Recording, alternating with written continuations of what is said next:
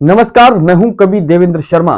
दिल्ली के विधानसभा चुनाव में बीजेपी की जीत की और आम आदमी पार्टी की हार पर देश ही नहीं बल्कि विदेशी मीडिया में भी काफी चर्चा हो रही है। दिल्ली विधानसभा में 70 सीटें हैं और इस बार बीजेपी ने 48 सीटों के साथ बड़ी जीत हासिल की है। वहीं आम आदमी पार्टी 22 सीटों पर सिमट गई है। कतर के मीडिया आउटलेट अल जरीरा ने विश्लेषक नीलांजन सरकार के हवाले से लिखा है कि कभी जन आंदोलन के तौर पर पैदा हुई आम आदमी पार्टी अब सिर्फ राजनीतिक पार्टी बनकर रह गई है। वहीं राजनीतिक विश्लेषक रशीद किदवई ने अल जरीरा से कहा है कि दिल्ली मिनी इंडिया है। यहां देश के अलग अलग हिस्सों के लोगों की अच्छी खासी आबादी है। बीजेपी ने दिखाया है कि अगर वो दिल्ली जीत सकती है तो कहीं भी जीत सकती है। पाकिस्तान के प्रमुख अखबार डॉन ने लिखा है कि केजरीवाल आम चुनाव से पहले विपक्षी गठबंधन के अहम स्तंभ थे। अखबार ने नई दिल्ली स्थित think tank centre for policy के फेलो राहुल वर्मा के हवाले से लिखा है कि अब ऐसा लग रहा है कि आम चुनावों में जो कुछ हुआ वह बीजेपी की अस्थायी चूक थी। दिल्ली में बीजेपी की जीत ने आम आदमी पार्टी को बहुत मुश्किल स्थिति में ला खड़ा किया है।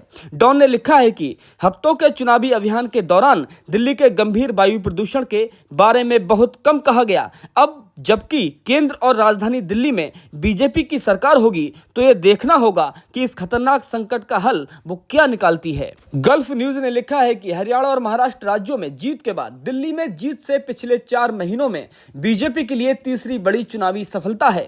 यह जीत न सिर्फ बीजेपी को पिछले साल राष्ट्रीय चुनावों में लगे झटके से उभरने में मदद करेगी बल्कि इस बात का भी संकेत देगी कि बजट में मोदी सरकार की ओर से मध्यम वर्ग के लिए टैक्स छूट को मतदाताओं ने खुशी खुशी मंजूर किया है।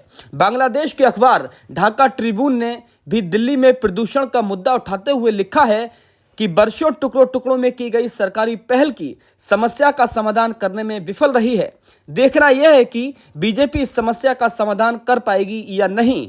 ब्रिटेन के अखबार द गार्डियन ने लिखा है कि पिछले साल लोकसभा में अपने दम पर बहुमत हासिल करने में नाकाम रही बीजेपी के लिए दिल्ली का विधानसभा चुनाव एक बड़े बूस्टर की तरह देखा जा रहा है। अखबार लिखता है कि केजरीवाल को कथित शराब घोटाले में पार्टी के एक बड़े नेता के साथ गिरफ्तार कर जेल में रखा गया।